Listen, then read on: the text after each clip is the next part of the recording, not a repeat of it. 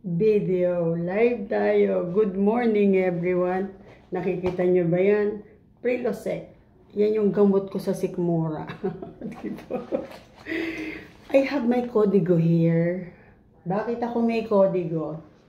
Mahaba yung chismisan natin ngayon. Alam nyo ba? Diba no? Nakapanood na ba kayo? O napanood nyo ba? Ano ba yung istorya na yun? Yung istorya yung tungkol sa Bible, no? Yung pumasok siya sa lion's den. Sino ba yun? Nakakalimutan ko. Alam ko yun eh. Alam ko yun.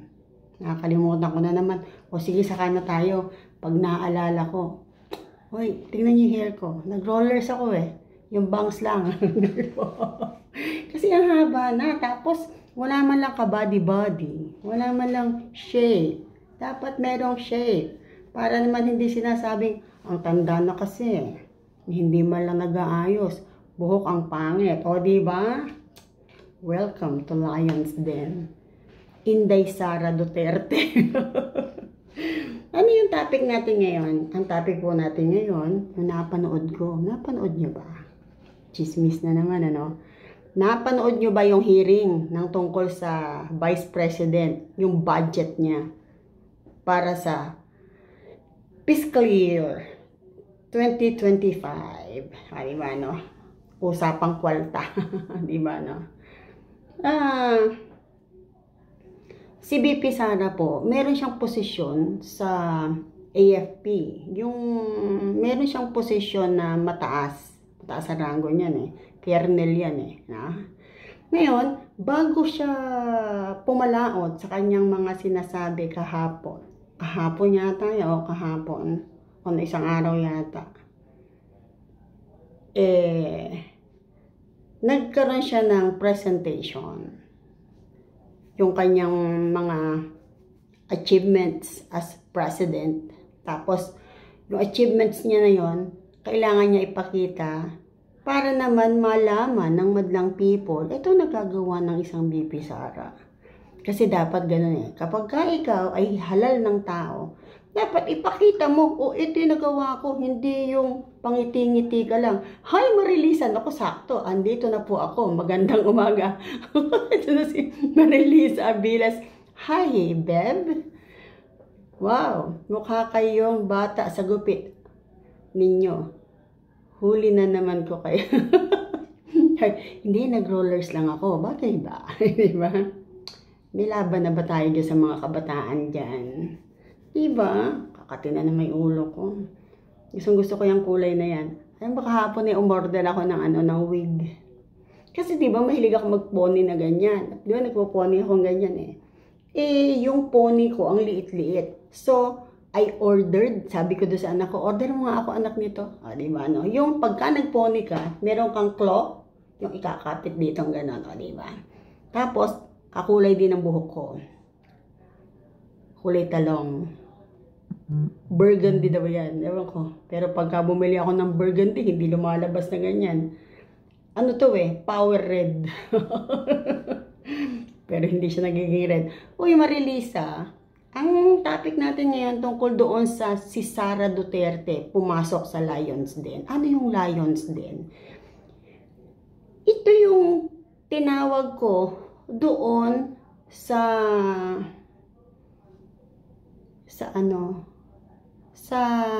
House of Representatives. Diretsuhin na natin. Nagkaroon ng presentation ang Vice President natin sa House of Representatives sa Kongreso ng Pilipinas. Pinresent niya ano yung kanyang achievements, ano yung kanyang mga nagawa para sa bayan. Tinulig sa agad yun. Alam nyo, ganun talaga politika. Pag ayaw sa'yo, kahit gano'ng kaganda yung sagot mo, ayaw sa'yo eh, hindi ba? So, umpisahan na natin ang chismisan. Alam nyo ba na nag-iisa lamang si Vice President Sara natin doon sa laban niya? Kasi ang nakalagay doon sa invitation, iniimbitahan siya o kahit representative, meaning isa lang. Diba, no? Ayun din ng marami. Pero mas maganda yon. Ngayon, punta ang VP Sara. Diba? Syempre, nag-iisa siya. Ang juror niya ang kaharap niya mga congressmen. Yung mga congressmen na yon, yun yung mga tumutulig sa kanila. Diba?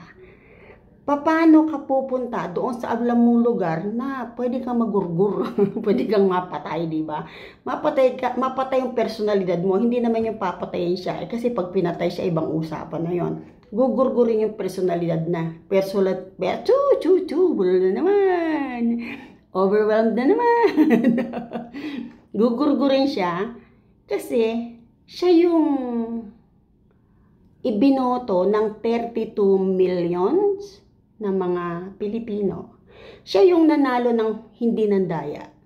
Bagkos ang ginawa pa niya, tinulungan pa niya yung mga ibang kandidato na nakaposisyon ngayon na walang ginawa kundi birahin siya. So, pasok siya sa Lions din, nakaupo siya. Makikita mo yung upuan niya, wala talaga siyang katabi. Tapos, ang kaharap niya, naka-letter U. Naka-letter U gano'n, taas isang hanay niya sa lang mag-isa. Sana may nakapanood para na merong diba, no? Bakit ko to sinishare sa inyo? Kasi yung iba po, katulad ko siguro noon na ayaw ang politika. Ayoko ng politika. Ayoko talaga. Kasi nakita ko yung away ng mayor namin noon sa kanong tatay ko. May nasabi yung tatay ko na hindi maganda. Nagalit yung mayor. Ngayon hindi sila nag-uusap. Sabi ko, ano kayo nangyari doon? So nung nalaman ko, ganun pala mga mayor. Sensitive. Diba? Kasi galit na galit siya sa tatay ko. Nagkaroon ng komento yung tatay ko noon. Talagang ganon, di ba? Kaya lang, hindi kami idinamay ng mayor na yon. Yung mayor, okay lang kami sa kanya, di ba? Ganon sana.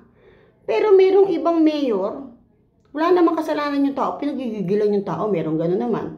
Pero yung mayor na to, humanga ako. Kasi kahit merong naging komento yung tatay ko noon, hindi niya kami idinamay. Oo, naging ninong ko pa nga eh. Gets na ba?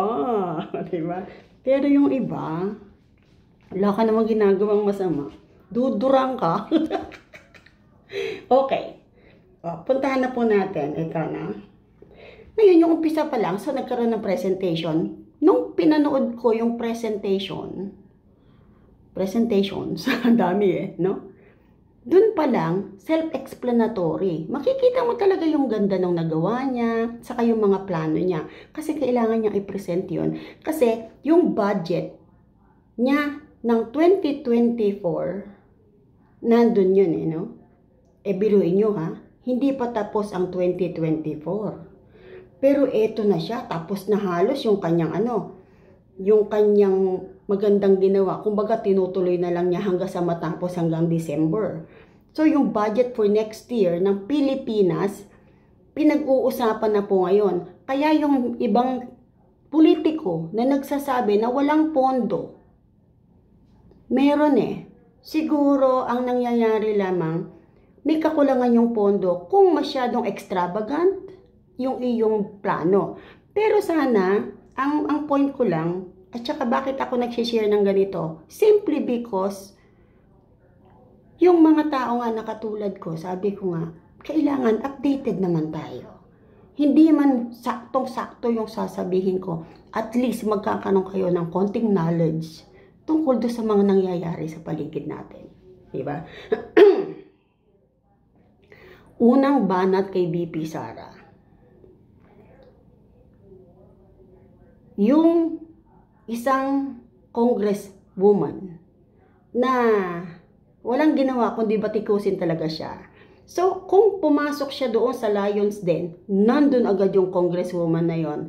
So, ang tendency nun talaga is ngangat-ngatin siya ng todo, di ba? Ngangat-ngatin ka. Bukod sa marami siyang kasama. So, yung umpisa pa lang ng question tungkol na doon sa sa confidential fund na ginamit ng Actually, yung confidential fund hindi naman nila hinihingan talaga ng mga kung ano sa mo dinala, paano mo in-spend, parang hindi nila hinihingan. Nagkataon lang, nanggigigil sila dito, wala silang makitang reason paano ito baklasin sa pagiging presidente. Kaya hanap sila ng paraan para ito masira.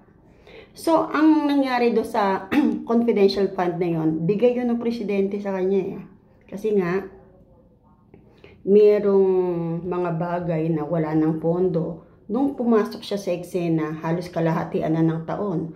So, yung pondo, nagamit na siguro, I don't know. Pero, ang confidential fund po, confidential secret, parang extra yun no? Ginagamit yun doon sa mga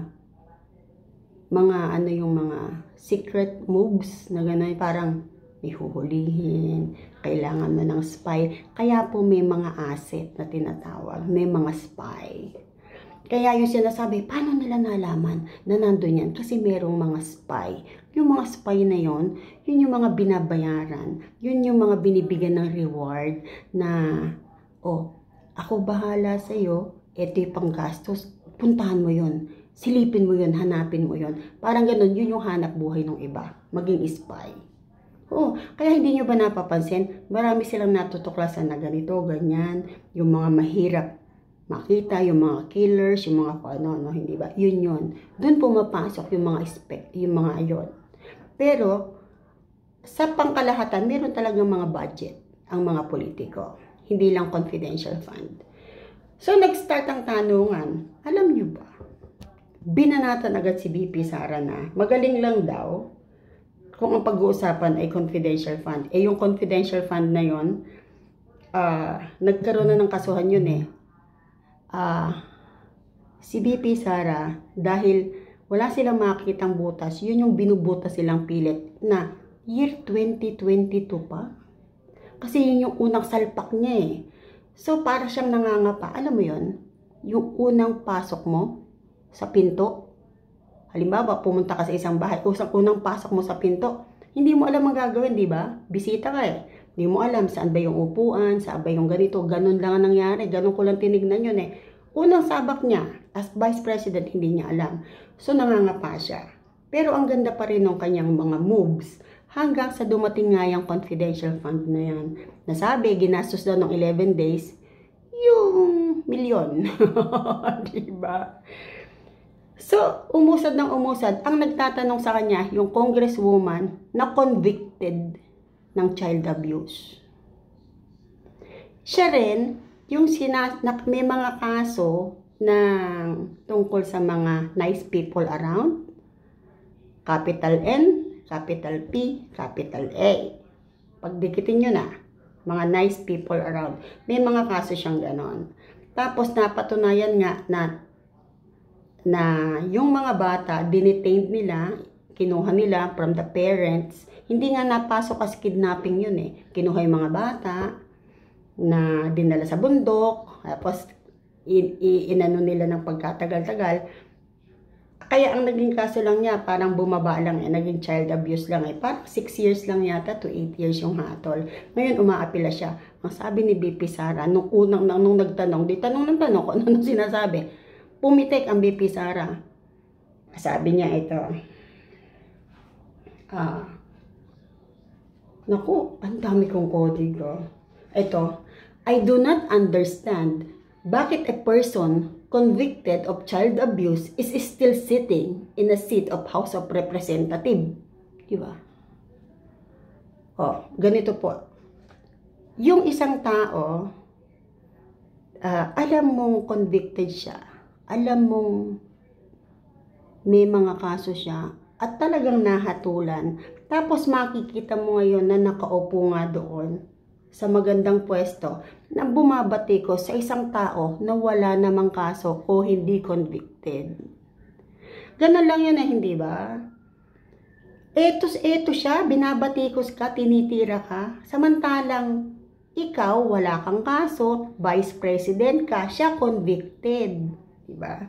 Tapos ang tapang-tapang niya, di ba? Na ang askad-askad niya, samantalang tambak-tambak ang kaso, na appeal lang sila ng appeal. Di ba? Tapos, pitik ng pitik to. Ngayon, nung sabi niya kasi na mahusay lang daw si Vice President natin sa paggastos ng mga confidential fund. Kasi kung minsan ang confidential fund, hindi naman hinihingan talaga na. Natuklasan ko, hindi hinihingan ng resibo. Confidential na eh. Yung pong confidential fund, hawak yun ng mga politiko. Individual sila meron sa bawat lugar. Ginagastos nila yon doon sa mga dapat pagkagastosan. Pero, bakit yung iba hindi hinahanapan ng breakdown? Bakit itong Vice President Sara ngayon, dinidikdik nila, hinahanapan nila ng hanggang sa dulo ng sentimo, hindi ba? Nasabi nga nila, ginastos daw doon sa medical, kung ano-ano pinambili ng gamot. Paano ang iniisip ko? Paano kung halimbawa yung spy o yung asset may sakit? Di ba? Pinagamot siguro, o di kaya naman binili ng gamot, di ba? Ang point ko ito, kahit gaano kaganda ang ginagawa ng isang tao, kapag ka gusto mong papangitin ito, at pag inis na inis ka, o inggit na inggit ka dun sa tao, sisirain mo yan. Di ba?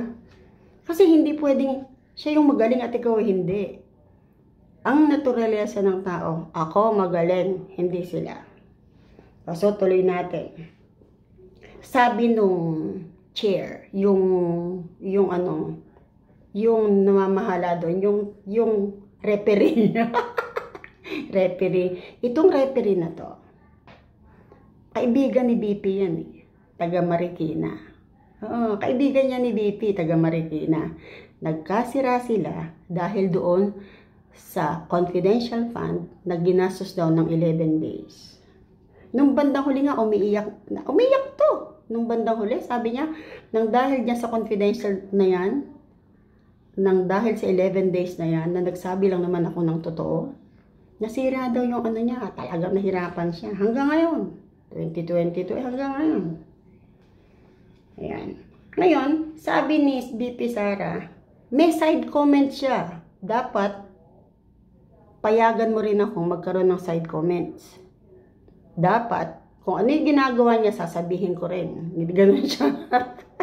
Para bang, nagmura siya, magmumura din ako. Ang ganun si BP Sara. Ganun talaga, di ba? Ang tapang. Tapang. Tapos, sabing ganun nagsalita yung isang congressman na may kaso naman ng recruitment. Nagre-recruit ng mga bata sa mga eskwelahan para maging capital N, capital P, capital A. Hirap, no? Ang hirap. Nag-uso-gurguran sa social media. Alam niyo yun? Uso-gurguran, hindi ba?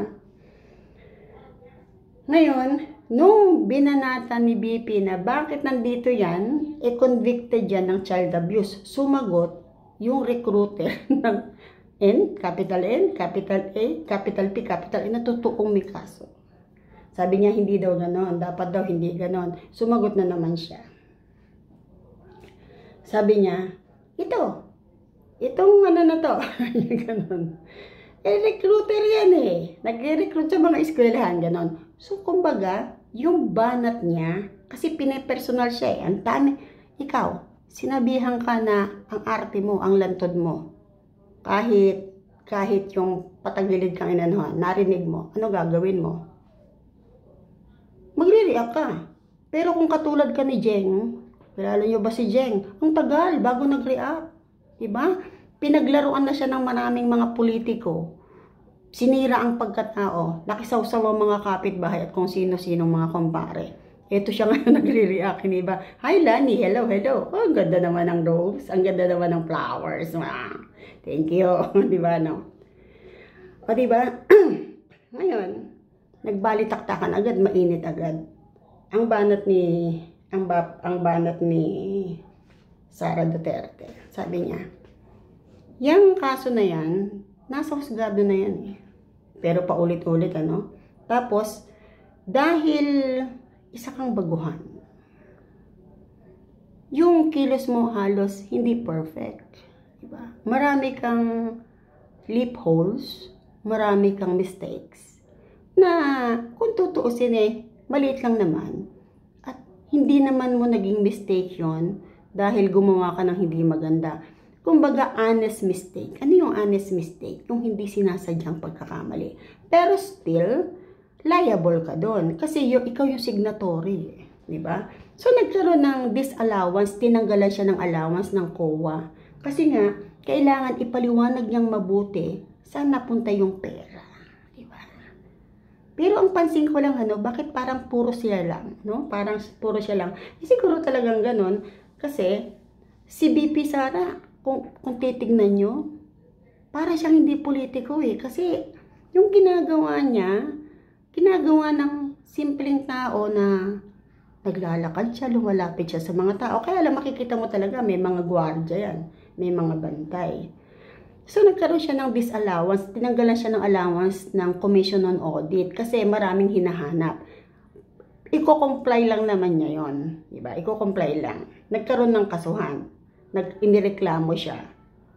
Ay, hindi pala. Tinanggalan siya ng allowance, nagreklamo sila. Naghahabol siya ngayon. So, sinasabi yun, nung convicted ng child abuse, na nagtatanong sa kanya, na illegal daw yun. Banat na naman siya. Wala kang karapatang sabihang illegal yan. Ganun siya. Wala. Tapos, wala kang karapatan dahil hindi illegal yan. Nagkaroon lang ng ganito, ganyan. Edi, sagot na naman yung binanatan na naman siya. Ang ganda-ganda nung tanungan at sagutan. Tapos, makikita mo yung si BP Sara. Ang kaharap niya mga buwitre, mga buhaya. Oh, akong bala banggit na pangalan si BP Sara lang Pero makikita mo, siya may manda. Sabi niya, yon doon. Yan. Tapos sabi niya doon sa pinaka, sa yung arbiter may tawag doon. Kuminsan, yun yung namamahala yung, ikaw na sasagot, ikaw na doon na. Yung neutralizer, sabi niya, ikaw, tinatawag kita. Sinasabi ko sa'yo, pero di mo ako pinapansin. Kasi pag nagsalita siya, magsasalita kalaban, magsasalita yun. Matatabunan siya, kaya nung bandang huli, hindi kayo fair. Dapat, pagka nagkaroon siya ng side comments, meron din ako. Hindi mo ako pinakikinggan. Sabi ganon. Dahil marami kayo, at nag-iisa lang ako, bumanat siya ng ganon. Ano rules nyo dito? Diba? Sumagot siya, may rules kami. Pero ikaw, ang dapat mo lang gawin, sumagot ka lang. Sasagot ka lang sa amin, wala kang karapatan na magtanong. Di ba? Wala kang karapatan magtanong. Ganun doon. O din nyo po wala kang karapatan magtanong, sinabi sa Vice President natin yun. Sa isang conversation, ganun ba talaga? Wala kang karapatang magtanong, ang meron ka lang sumagot sa tanong. Tapos, di tuloy, di pasensya si BP Sara. Makikita mo siya nagpapasensya siya, ganyan lang siya. Pero makikita mo, umiirap siyang ganyan. Ang ganda-ganda. Bratinela, supladita. Tapos, sinabihan pa siya ng pusit daw, yung ating BP Sara. Sabi nung convicted ng child abuse. Isang pusit daw si BP Sara na pagka nasukol, naglalabas ng kulay itim na tinta. Binasagan niyang pusit ang ating Vice President. Mabe, Ang tindi, Ang tindi ng sagutan. Ngayon, hindi yun binabatikos nung arbiter. nung chairman nung hearing. Ang nagre-react kay BP Sara siya. Tapos, ang nakakatuwa, nandoon yung si former President Arroyo. Nagsalita siya. Yang tungkol sa confidential fund na yan, ang tagal-tagal ng usapin yan. Ang pinag-uusapan natin ngayon dito, yung pondo para sa mamamayan, para sa atin, sa year 2025. Para sa atin, sali nyo ako, Pilipino ako diba? Kahit nandito ako sa Amerika, Pinoy ako, kayo? Diba, So, ang sabi niya, ang tagal na pinag-uusapan yan. Nagkaroon ng rules siya, Tapos, merong nag-second demotion. Alam niyo ba? Binawal hinto na yon, nagkaroon ng motion, ano. Alam niyo, sabi nung chairman nung committee, sabi niya, hindi raw pwede. Kasi dapat daw pinag-uusapan yung nakaraan dahil hindi naging malinaw. Sumagot si Vice President. Sabi niya, ang patawag nyo, ang meeting natin, ang hearing natin para sa pondo ng 2025 ng Office of the Vice President. Pero hindi nila pinag-uusapan yun. Pinapakita niya yung patawag tsaka yung list ng agenda. Hindi nila pinag-uusapan yun. Ang pinag-uusapan nila yung tungkol sa confidential fund na unang salang nga di ba, no? Parang ikaw, sige, bagong empleyado ka, sumalang ka, dapat tuturuan ka pa, di ba? Pero siya, walang gumabay sa kanya. Meron siya mga tao, inayos niya, pinabayaan siya, di ba? Tapos ngayon, sinasabi niya, let us stick to the plan. Sinabi niya, kasi sinabi nung chairman na, let us stick to the plan. Nadinig niya yun. Ngayon sinabi niya, alam ko naman na meron kayong plano tungkol sa akin. Plano niyo akong i-impeach. Walang nakakibo. Tapos sabi niya, ang may sabi sa akin yan, yung convicted. Nagpa-press con siya, nagpa-interview siya. Na pinaplano daw ng House of Representatives na i-impeach si BP Sara. O, tingnan nyo, no?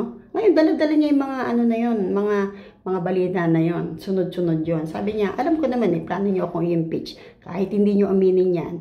Yun, sabi niya, nagtuturo siya. Nagpa-interview. Di ba?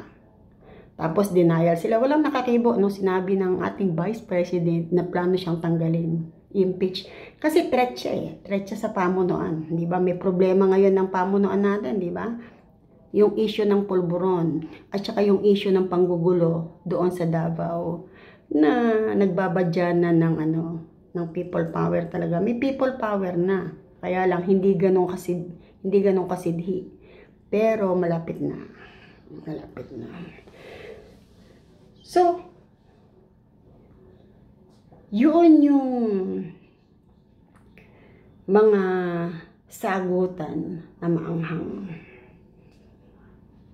Tapos, ang sabi pa ni BP Sara, kasi pagka meron siyang naging side comment, bibirahin siya mismo ng chairman. Sabi niya, hindi ganyan tamang pagsagot. Dapat ganito ka lang, ginaganon siya. Tapos, pinagtutulungan na siya. Binibira siya nung convicted. Tapos, susuportahan nung isa na recruiter ng mga kabataan, bata, dinadala sa bundok. Tapos, susuportahan pa nung iba. Kano kahirap yun? Nandoon ka sa Lions din. Yung mga leon, kung nasan ka, nakatayo ka sa gitna, nakapaikot sa iyo leon.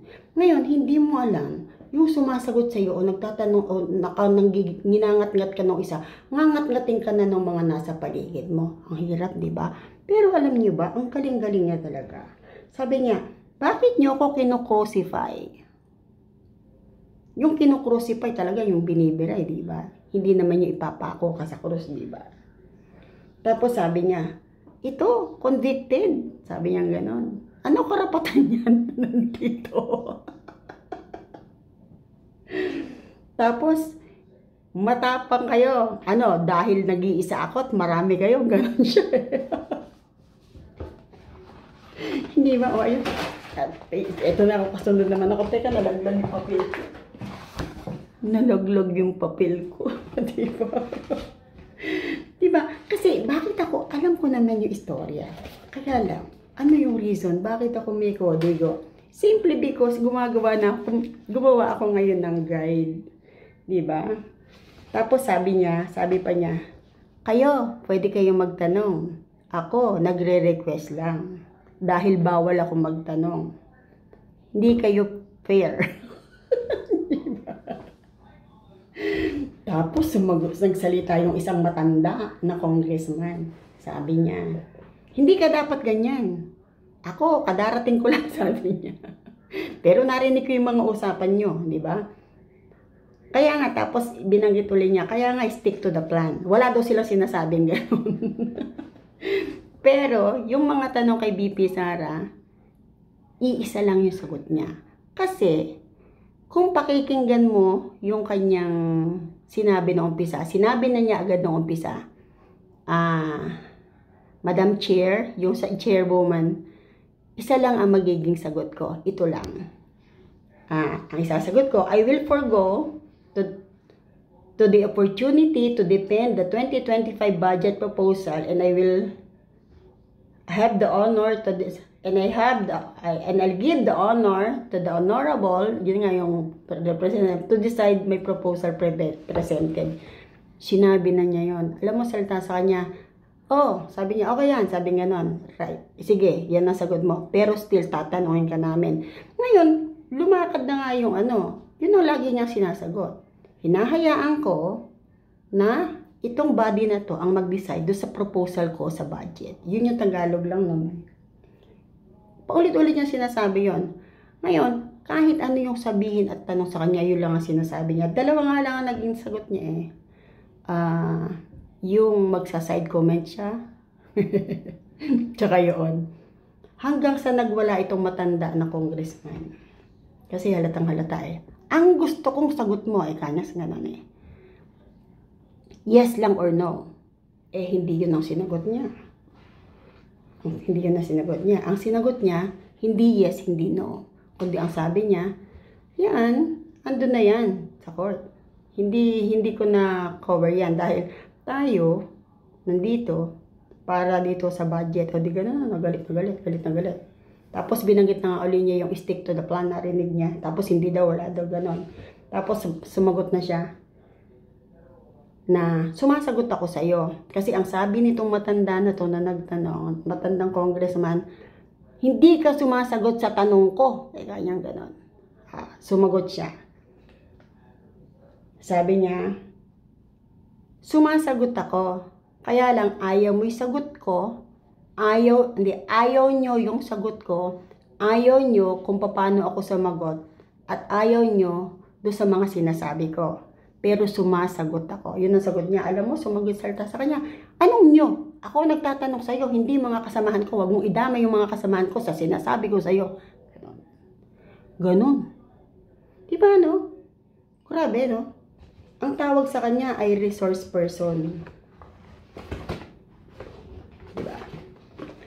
Tapos, dahil nga nagkaroon siya ng notice ng disallowance, binibira siya doon. Gumawa daw siya ng illegal. Samantalang, yung honest mistake,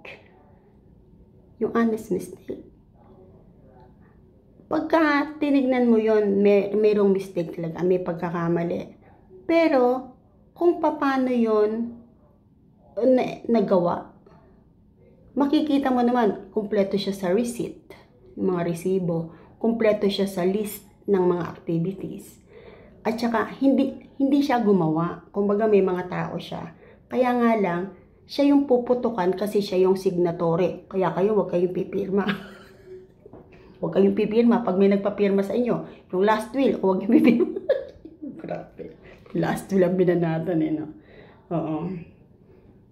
Tapos, yung sinabi niya na, bakit? Kasi binanatan niya agad Kasi sabi sa kanya, wala, hindi, mahusay ka lang naman sa confidential fund. Kasi lihim yun.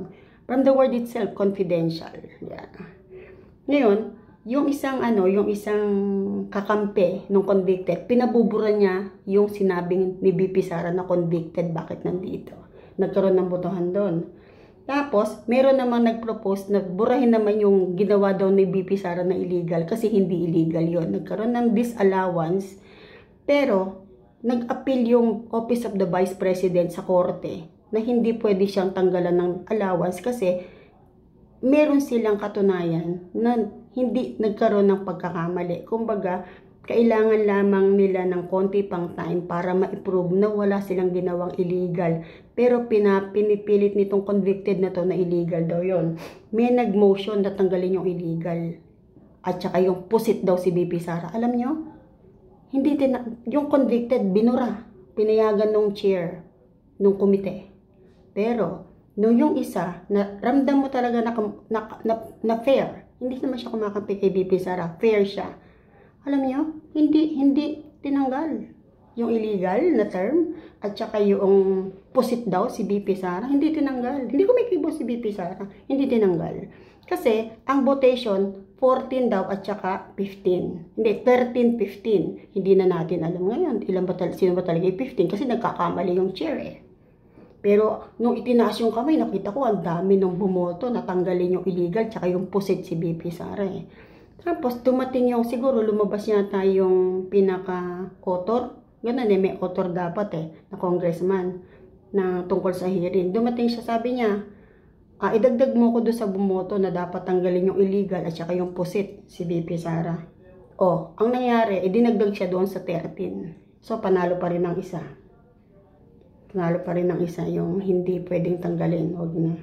Tapos may nagsalita, yan, kahit tanggalin nyo yan, ang gagawin lang ng sekretary dyan, illegal, guguhitan lang daw na ganun.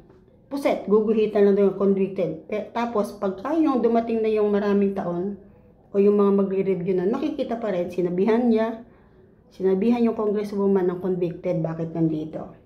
Illegal yung ginawa ni BP Sara. Yan. Pero kumukontra yung commission on audit na tao doon, di ba? Hindi pa raw illegal yun. Although, kaya nagkaroon ng disallowance based dun sa nakasulat, parang illegal.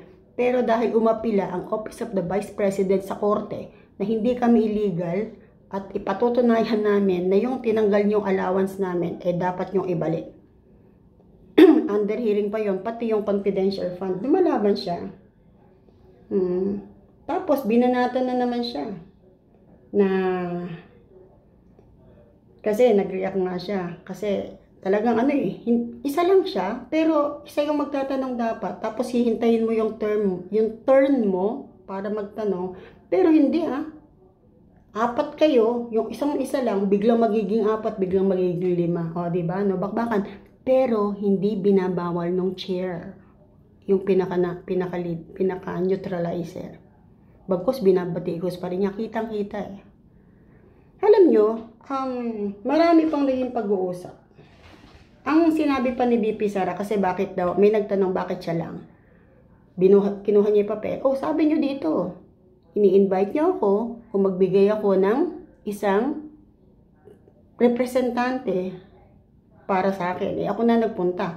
Kasi, kung i-contempt niyo man ako, kung i-detain niyo man ako na lang. Hindi nakasali yung mga tao ko o yung mga staff. Kasi sila may pamilya. Hayaan ko sila mag-enjoy sa pamilya nila. Ayaw ko yung ikukulong nyo sila. Ako na lang yung ikulong nyo. Ganon doon. Pag ayaw nila yung sagot mo, iko-contempt of court ka nila. Ganon daw yun eh. Illegal daw yun. Siguro, di ko alam eh. Nag-aaral pa lang ako. Ngayon ang sinasabi niya, ako na lang ikulong nyo. Tapos alam niyo pagkatapos nun, pinag-usapan nila, harapan meron na bang nakulong na meron na bang nakulong na ganito sa budget hearing? Wala pa pala. Kung nagkataon, ang unang-unang makukulong ang Vice President Sara. Dahil nagbratinela. Hindi ba? Ayaw namin yung sagot mo, iisa yung sagot mo. Alam niyo ba, hanggang sa dumating yung time, ayaw na nilang magtanong. Itong tanong ko na to, alam ko na yan din sasagot, kaya ako, hinto na yung iba na magtanong. Ganun din. Diba? Ngayon, hi Debbie, hello. Uy, nalate tayo Kaya ngayon, yung nangyari na yon, isang patunay na tayo po, mga Pilipino, may tinatanaw na good leader. Merong leadership na dadating na mahusay talaga. Kung hindi po nyo alam, si BP Sara, nung nagka-problema sa Davao, mayor yan. Ang sabi niya doon sa dinidemolish na lugar, doon sa nagde-demolish, sabi niya, hintayin mo lang ako at may kinakausap ako. Ang ginawa ng tao, dinemolish niya yung lugar ng mga taga Davao. Nagmamakaawa, may mga nasaktan, hindi ko alam kung may namatay doon. Binuldoser nila. Pagdating ni BP Sara, ilang minuto lang. Alam niyo, pagkakita niya doon sa nagde-demolish, yung nag-demolish niya na yan, wag nang hintayin si BP Sara. O si Mayor pa siya nun. Alam niyo ba? Sinuntok niya. Talagang binugbog niya yung yung lalaki. Nakita, talagang pinakita. Naging kaso yun eh. Oo, binira siya. Sabi gano'n, tatanggalan siya ng lisensya bilang lawyer. Tatanggalin siya ganito. Alam niyo, nanindigan siya. Tanggalin niyo ng lahat. Pero hindi ako magsusorry. Yan na siyang manindigan. Inapin mo yung mga tao, mga taga Davao. Hindi yata taga Davao yung nag-demolish na yun eh. Tao rin siya eh. Tauhan din siya ng kung saan. Pinagtanggol niya. Tanggalin niyo ng lahat. Tanggalin niyo ako sa pagka-mayor. Tanggalin niyo yung lisensya ko bilang abogado. Pero hindi niyo ako mapasusuko. Hindi sumuko. Ang tagal naging istorya yun. Mayor ng Davao, Mayor Sara Duterte, binugbog. Binugbog yung tao. Talaga makikita mo eh. Hanapin niyo po yun. Andiyan pa yun sa social media. Davao City Mayor, Sara Duterte. Nambugbog. Nanuntok. Hanapin niyo yun. Makikita niyo siya. Ngayon, lumalaban siya. Nagkaroon siya ng pahayag tungkol sa nangyayari doon sa KOJC sa Davao ngayon, na nagkaroon na ng utos ang korte na umalis sila, pero hindi sila umalis. Tapos, yung pinakamataas natin, ang salita niya, yung mga PNP daw, na pinadala nila doon, walang dalang baril, walang dalang mga sandata para saktan ng mga tao at hindi nag-tear gas. Pero dun sa live, hindi recorded sa live na napanood ko, naka full battle gear, mga Armalite ang dala, mga kung ano-ano. Tapos yung mga na-tear gas, namatay. 6 namatay agad, on the spot. Wala daw nasaktan, wala daw namatay, wala daw mga dalang baril, walang mga dalang ganito. Hala, hanapin nyo po yun. Yung tungkol sa KOJC, itatype nyo lang naman yan eh. KOJC, Davao City, nanugod, sinugod ng Davao City PNP nanugod, yung palang anuhin nyo. Yung first day, first day, PNP nanugod Davao City. Makikita ninyo. Tapos, on the 5th day, may nagsalita. Walang dalang armas ang PNP nang sumugod sa Davao, walang sinaktan, walang namatay, walang tear gas. Sila yung nanakit sa mga PNP, ganun sinasabi.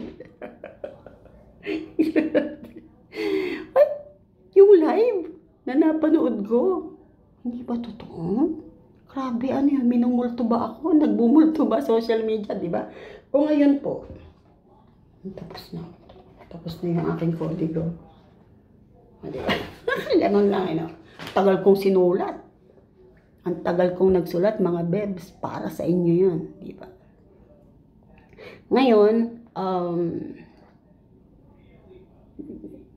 yung budget ng Vice President for 2025, hindi inaproban.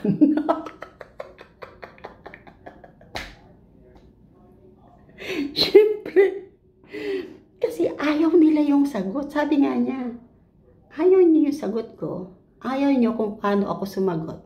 At ayaw niyo yung sinasabi ko. Pero hindi nangangahulugang hindi ako sumasagot. Kasi pag hindi ka sumagot, ikukontem ka, ikukulong ka. Pagka naman ayaw nila yung sagot mo, ikukulong ka pa rin. Hinihintay nga niyang ikulong siya. Hindi na approvean yung budget. Magkakaroon uli ng hearing. Ito naman po ang reaction ko doon. Oh, hi Debbie. Teka, may sinabi si Debbie. Opo, yan ang totoong tao, si Vice Sara. Oo, kailangan ng bansang Pilipinas may paninindigan at pagmamahal sa mga tao. Correct.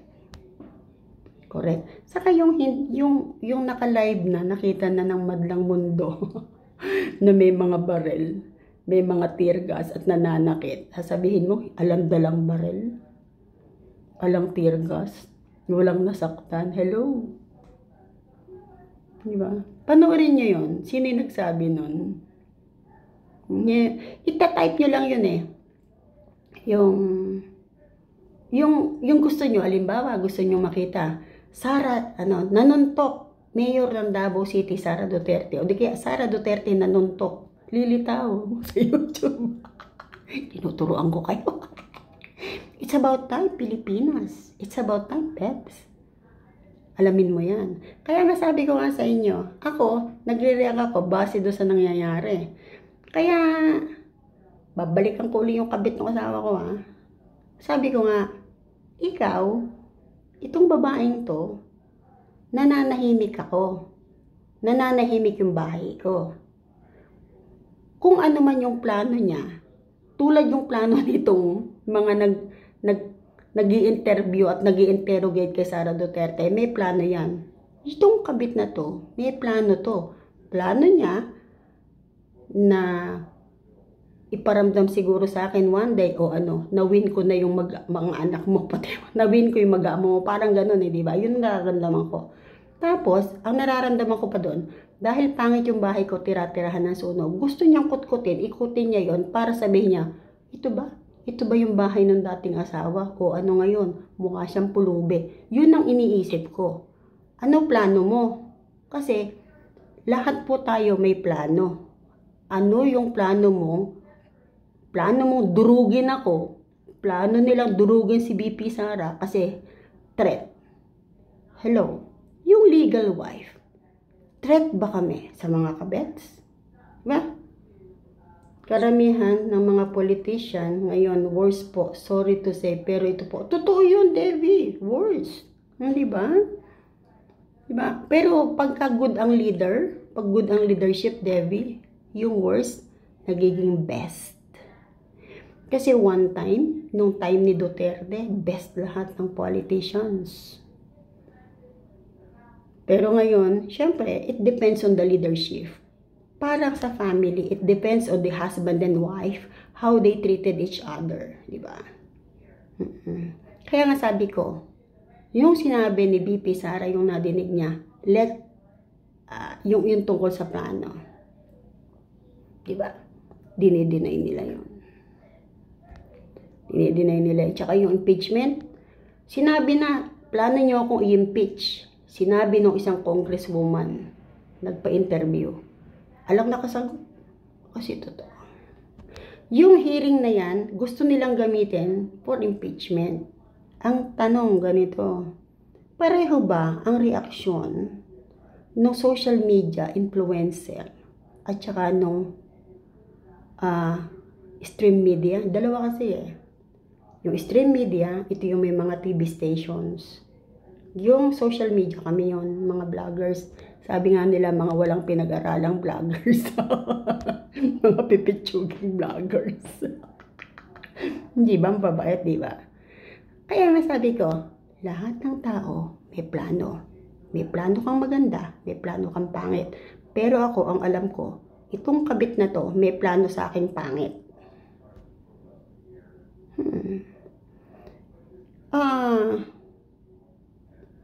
Hindi ko alam kung kanino yung lions din sa istorya ko. Pumasok ka sa bahay ko, tahimik yung bahay ko, wala ako doon. Wala yung tigre, wala yung leon. Pumasok ka doon. In-invade mo, trespassing ka, pumasok ka. Walang nagtanong sa'yo, lahat nagsawalang kibo. Nalaman ko, diba? Iba po reactions nila pag educated po. Pero alam mo, Debbie, yung mga may pinag-aralang tao, makikita mo rin kasi the way they talk, the way they is, yung kung paano sila mag-react, kung paano sila magsalita. Nakikita yon. It's, hindi, madaling magkuble na kunwari wala kang alam. Pero mahirap mag-pretend na marami kang alam kung wala naman. O ganun yun. Yung tao na educated can pretend na bobo siya, na wala siyang alam, na mali-mali siya. Pero yung not educated, yung walang alam, mahirap mag-pretend na maraming alam. Bakit ko nasabi yan? Kasi, sa haba-haba anong mga sinasabi ko minsan, makikita mo, ito siya. Pero, hindi dahil sa ganun siya is sasampalin mo ng katotohanan, di ba? You just play. You just go with the flow. Si BP Sara, abogado, binoto ng 32 million, mataas ang posisyon, Kernel. Pero hindi siya kung nakikialam. Hindi nga nagsasalita yan eh. Ang tawag sa kanya, bobo. Wala daw alam ang BP. Nung hindi siya nagsasalita, o ito ngayon, nangangagat na po ang agila ng Davao. Kung noon nanuntok ng bugbog, ngayon po, tignan natin ano ang gagawin ng isang kernel. Kernel. Kaya, Pilipinas, mga bebs, mga kababayan, may magandang future ang Pilipinas. Ipag-pray natin na magkaroon ng way para makalabas yung tao nito at maging leader. Makapag-umpisang muli ang Philippines. Sabi ko nga, I don't have anything against others. No? Ako po, nag-share ako sa inyo. Kasi, yung iba nga may comment doon sa Facebook ko Ano nangyayari sa Davao? Hindi nila alam, di ba? Ang ganda-ganda ng social media. You can connect, you can reach, you can talk, and you can be friends. You can be a family. Kasi, easy ang access. Easy to reach everyone. Nung nakita iyan ng mga PNP na nasa Davao, kinonfiscate nila ang mga telepono ng miyembro nung church sa Davao para mawala ng communications. Pero maraming social media. Ngayon, pumasok na rin po yung mainstream media doon. Andun na rin yung ABS-CBN, GMA, blah blah. Yon. Kasi pinapunta na nila, pinapasok na nila na manhid yung pa ako. Diba? So yun, tatanungin ko kayo ngayon.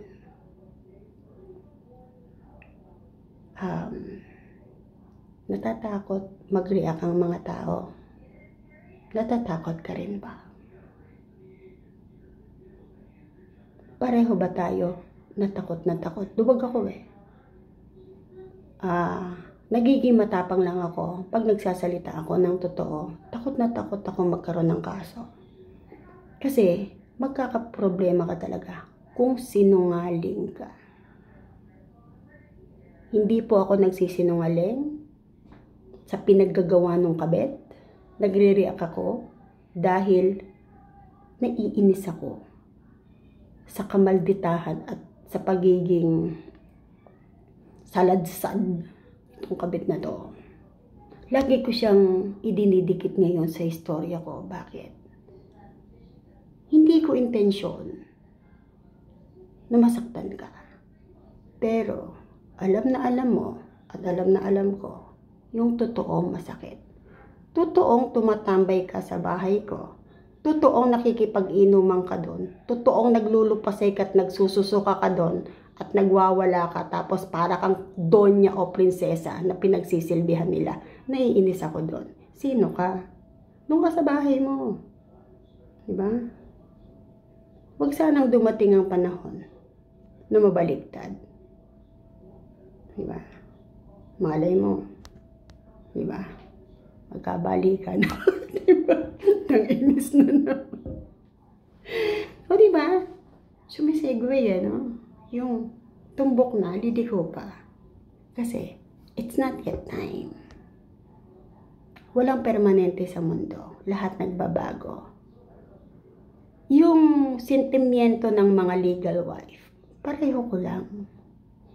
Yung sentimiento ng mga kabet, hindi ko alam. Kasi hindi pa ako naging kabet. Tama po yan, gawa ni Sara Duterte. So, plak silang lahat. Oo, ang agila is coming. Correct. So, hindi po ako takot. Lalo po kung may katwiran ako, tama. Pag nasa katwiran, manindigan ka lang. Hindi kailangan lumaban. Ang kailangan lang manindigan ka para sa tama. Kasi kung minsan, pag sinabi nilang lumaban ka, parang makipagbubugan ka ba, manakit ka ba, hindi ganon. Fight for your right. say the truth. Kasi truth will set us free. Kaya yung mga nagtatanong, Jeng, buti natitiis mo yung ganyan na yung nangyayari sa'yo. Sabi ko, may choice ba ako? Ang tangi ko lang magagawa, pagtiisan lahat. Manindigan doon sa alam kong tama. Ano yung tama? Tama lang na eto lang ako. Bakit? Kasi ang alam ko, family ang umpisang nabuo at family pa rin ang uuwian ng lahat ng tao hanggang sa dulo. Kailangan lang merong matatag. Kailangan lang merong manindigan. Ano yung tama? Mali ang mga lunya. Mali na iwan mo ang pamilya. Pero kung yung mali susundan ng isa, impyerno na yung kalalagyan nila. Tama po ba? Diba? Kaya yung mga nagtatanong, kung may pagmamahal pa, ang sagot ko ito, yung pagmamahal, hindi basta nawawala. Kasi umusbong yan eh. Tumubo yan. Para yung puno, para yung isang puno. Pinatay mo yung sanga, pinutol mo yung sanga, pinutol mo yung puno.